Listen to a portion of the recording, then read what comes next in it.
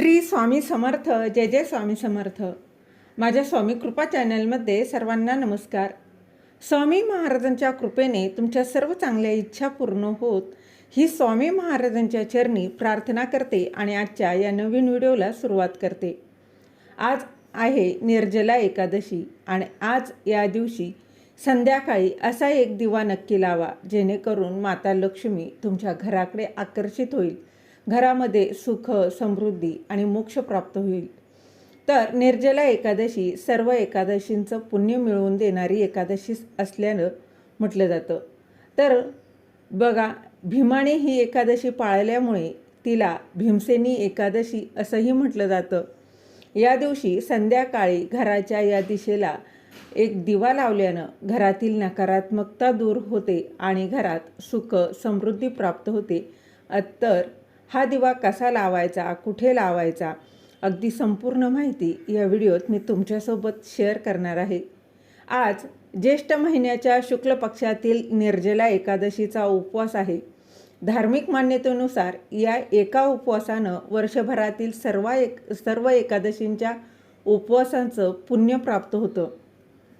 याचं महत्त्व धर्मग्रंथ, पुराणं याच्यात देखील वर्णन केलेलं आहे.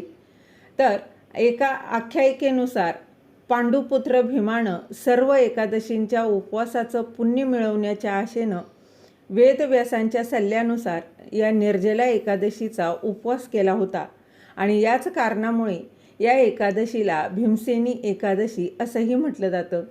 या दिवशी बघा, अनेक जण अतिशय कडक उपवास करतात आणि विश्वाचं रक्षक असलेल्या भगवान श्रीहरी विष्णूंची अगदी विधीपूर्वक पूजाही करतात.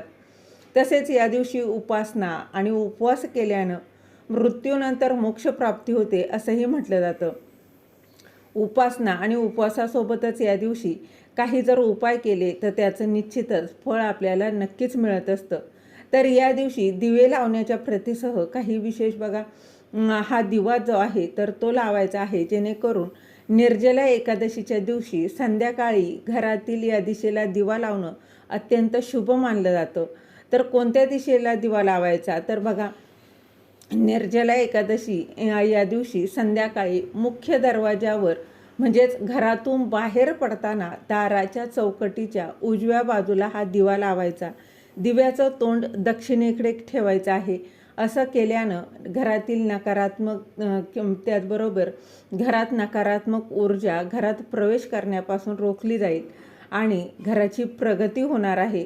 त्याचबरोबर शक्य असल्यास बघा, निर्जला एकादशी आहे तर या निमित्तानं आज लक्ष्मी मंदिराला बघा, तुमच्या जवळपास असेल माता लक्ष्मी किंवा कुठल्याही देवीचं मंदिर असेल तर त्या मंदिरात जाऊन देखील तुम्ही त्या देवीच्या चरणी एक दिवा आवर्जून लावायचा आहे. तसेच पिंपळाच्या झाडाखाली दिवा नक्की लावा. पिंपळाला एक अत्यंत पवित्र झाड मानलं जातं.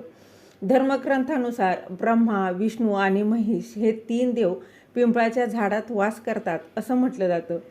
तर या झाडाखाली दिवा लावल्यानं अत्यंत गंभीर संकट देखील टळतात. तसेच आपल्या घराच्या किंवा जिथे तुमचं बघा देवघर आहे त्या देवघरात देखील बघा ईशान्य कोपऱ्यात दिवा लावा. असं केल्यानं देवी लक्ष्मी आणि भगवान श्रीहरी विष्णू प्रसन्न होतात. त्यांच्या आशीर्वादानं तुमच्या घरात सुख, समृद्धी देखील नांदणार आहे. निर्जला एकादशीचा बघा उपवास नाही करता आला तरी हे अतिशय साधे सोपे उपाय आहे, ते आवर्जून करा. निर्जला एकादशीचं महत्त्व बघा, महाभारतातील पांडव भीमसेनाशी जोडलेलं आहे. भीम त्याच्या विलक्षण शक्तीसाठी आणि अति खाण्याच्या सवयीसाठी प्रसिद्ध होता. महिन्यातून 2दा येणाऱ्या एकादशीचं व्रत पाळणं त्याला अतिशय कठीण जात असायचं आणि त्यामुळे एकादशीच्या व्रताचं पुण्य मिळणार नाही अशी त्याला चिंता वाटत होती.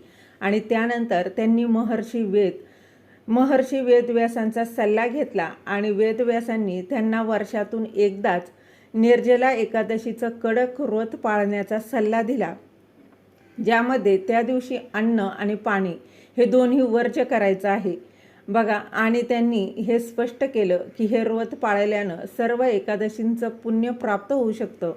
भीमाने ऋषींचा सल्ला पाळला आणि यशस्वीपणे हा उपवास पूर्ण केला आणि तेव्हापासून ही एकादशी त्यांच्याच नावानं ओळखली जाऊ लागली. निर्जला एकादशी वेगवेगळ्या नावाने देखील ओळखली जाते, जसं की बघा भीमसेनी एकादशी, भीम एकादशी किंवा पांडव एकादशी असं देखील तिला म्हटलं जातं. तर या दिवशी आवर्जून बघा भगवान श्री हरी विष्णूंची पूजा करायची आहे, माता लक्ष्मीची पूजा करायची आहे.